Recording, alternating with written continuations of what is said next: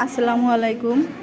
যারা মনে করেন যে পরীক্ষা হয়ে গেছে সেই প্রশ্নগুলো কেন আপলোড করা হয়, তো তাদের উদ্দেশ্যে বলছি, এই প্রশ্নগুলো আপলোডের উদ্দেশ্য হচ্ছে এই প্রশ্নের সিস্টেম এমন, এখানেই উত্তর লিখে শিক্ষার্থীরা এটা জমা দিয়ে যায় টিচারদের মূল্যায়নের জন্য, বাড়িতে নিয়ে যায় না বা বাসায় নিয়ে যায় না, সেজন্য অভিভাবকরা দেখতে বা বুঝতে পায় না।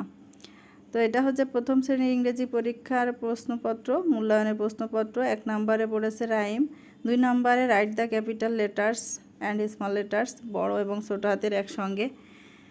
3 নম্বরে হচ্ছে match the capital and small letters, প্রত্যেকটির মান 10 করে। 4 নম্বরে আছে write the missing numbers 1 to 10। 5 নম্বরে আছে পিকচার দেওয়া আছে, ইংরেজি ওয়ার্ডগুলো লিখতে হবে, লেটার মিসিং আছে। তো প্রত্যেকটিতেই 10-10 করে নাম্বার। এবার দেখানো হচ্ছে ক্লাস 2 এর ইংরেজি প্রশ্ন, দ্বিতীয় প্রান্তিক মূল্যায়নের। এখানেও 10-10 করে, দুইটা আছে 5 করে। 1 নম্বরে তো রাইম পড়ছে, রেইনবো।